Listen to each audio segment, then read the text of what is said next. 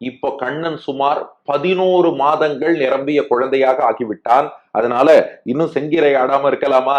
செங்கீரை ஆடு என்று பெரியாழ்வார் யசோதையோடு சேர்ந்து நாமும் கண்ணபிரானை அழைக்கப் போகிறோம். அப்ப நம்ம கண்ணன் அவனை யாரும் புடிச்செல்லாம் ஆட்டி வைக்கணும் தேவையில்லை. நம்மளையே ஆட்டி வைக்கிறவன் அவன் தான். அவன் தவழ்ந்துட்டு தான் ஆடணும்னு தேவையில்லை, நின்றே ஆடிடுவான். அதனால பெரியாழ்வார் யசோதை என்ன சொல்றா, கண்ணா உன் 2 கைகளையும் அசைத்து தலைய ஆட்டி ஆட்டி ஒரு திருவடியை ஊன்றி ஒரு திருவடியை உயர்த்தி செங்கீரை நாட்டியமாடுன்னா. கண்ணன் சொன்னா, நீங்க நாட்டியமாடுன்னு சொன்னா நான் ஆடணுமா? அதெல்லாம் நீங்க சொன்னதுக்காகலாம் ஆடமாட்டேன்னு சொல்லி கொஞ்சம் முரடு பிடிச்சான் விஷமக்கார கண்ணன். பெரியாழ்வார் யசோதை சொல்றா, ஏண்டா எங்களுக்காக அன்று முதல் இன்று வரை எவ்வளவு செஞ்சிருக்க, இன்னும் எவ்வளவெல்லாம் செய்ய போற, எங்களுக்காக இவ்வளவு செய்யும் நீ எங்களுக்காக ஒரு நாட்டியம் ஆட மாட்டியா?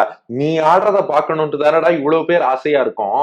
எங்களுக்காக எத்தனவோ செய்திருக்கிறாய், இன்னும் பல செய்ய போகிறாய்னா பெரியாழ்வார் யசோதை. கண்ணன் சொன்னானா, அப்படின்னா இதுவரைக்கும் நான் என்னென்ன உதவி செஞ்சேன்னு சொல்லு, இனி என்னென்ன செய்ய போறேன்னு சொல்லு, சொன்னா ஆடலாமா வேண்டாமான்னு முடிவெடுக்கிறேன்னா. அதுதான் முதல் 10 5ஆம் திருமொழி பெரியாழ்வார் திருமொழியில. இதுவரை பகவான் நமக்கு செய்த அனுகிரகம் எல்லாம் என்ன? இப்போ கிருஷ்ணாவதாரத்துல குழந்தையா இருக்கான் இல்லையா, இந்த குழந்தை கிருஷ்ணன் வளர்ந்த பின் செய்ய போகிற அனுகிரகம் என்ன? பெரியாழ்வார் யசோதைக்கு தான் முக்காலமும் தெரியுமே. அவர் ஆழ்வார், மயர்வர மதிநலம் அருளை பெற்ற ஆழ்வார் இல்லையா?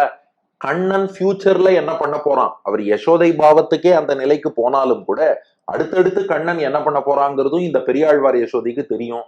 இதுவரை என்ன பண்ணா, எப்பேற்பட்டவன் கிருஷ்ணனா வந்திருக்காங்கிறதும் தெரியும். எல்லாவற்றையும் தொகுத்து பாடி, நீ எங்களுக்கு இவ்வளவு அனுகிரகம் பண்ணவன், இந்த நாட்டியமும் ஆடிக்காட்ட வேண்டும்னு பிரார்த்திப்பதுதான் இந்த முதல் 10 5ஆம் திருமொழி. அதில் முதல் பாசுரம் அவன் நமக்கு செய்த முதல் உபகாரம். அதை முதல் பாசுரத்தில் பாடுகிறாள் பெரியாழ்வார் யசோதை.